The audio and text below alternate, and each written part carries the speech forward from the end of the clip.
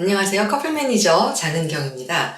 오늘은 결혼정보사 포함 모든 소개에서 교제로 발전하고 결혼으로 꼴이나는 과정에서의 키맨에 대한 이야기를 나눠볼까 합니다.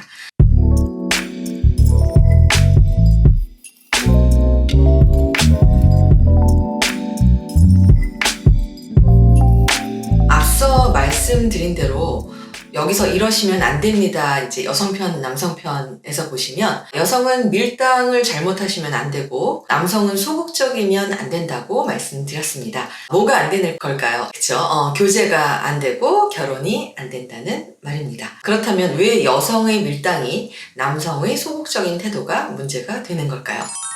일단 교제가 무엇이고 결혼이 무엇인지를 알아야 할 것 같은데요. 교제는 스킨십을 시작한다는 걸 말합니다. 남성이 여성의 손을 잡고 걷고 싶은 거죠. 그럼 어떻게 해야겠어요? 남성이 적극적으로 구애를 하고 노력을 이제 하셔야겠죠. 여성은 내 손을 내어줄까 말까를 결정하시면 되는데 yes를 외치시면 교제가 시작되는 거고 no를 외치시면 교제는 안 되는 겁니다. 결국 교제를 시작할 때는 여성의 허락으로 교제가 시작되니까 교제는 여자가 갑입니다.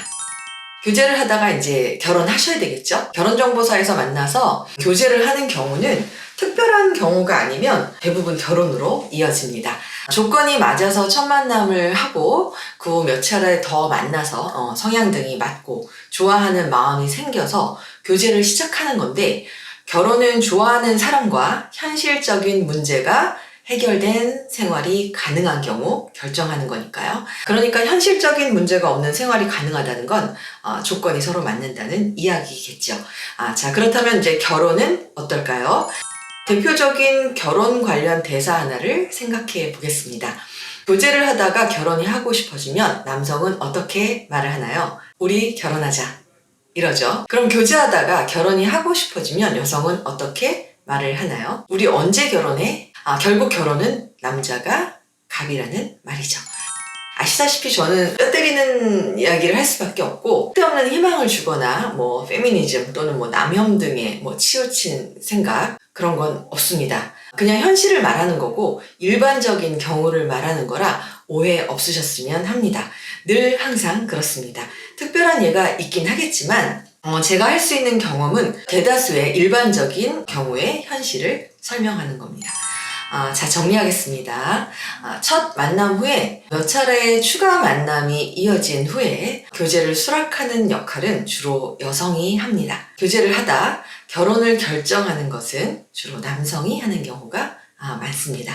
그러니까 교제는 여성이 갑, 결혼은 남성이 갑이라는 말씀을 드리는 겁니다. 결혼정보사의 경우는 교제를 선언하시면 양쪽 모두 새로운 소개를 저희가 막아드립니다. 2분만의 시간을 드리는 거죠. 네. 횟수제 일반사의 경우와 다르게 성혼지의 경우는 제한 없이 만남을 추진해 드리다 보니까 교제를 선언한다는 건 시간이 간다는 것이고 앞으로의 그 상대를 만날 수 있는 기회를 차단하게 되는 것과 같습니다. 여성도 남성도 더 많은 상대 그리고 더 좋은 상대를 만날 가능성을 포기하고 상대를 선택해 교제를 시작하는 것입니다. 아름다운 이야기죠. 오늘도 교제하시는 저희 회원님들 행복한 시간 되시고요. 결혼하는 그날까지 이쁜 만남 지속하시길 바랍니다. 관계와 상황에 대한 궁금증 있으시면 언제든 담당 커플 매니저인 저에게 연락 주시면 한 걸음 빠져나온 시점에서 객관적인 조언을 해드리겠습니다. 원래 훈수를 두는 사람이 더 잘 보이는 법이고 아시다시피 늘 하는 일이 여성과 남성 교제와 결혼에 대한 일이니 믿으셔도 괜찮을 것 같죠. 오늘은 여기까지 말씀드리고요. 행복한 하루 되시기 바랍니다. 안녕히 계세요.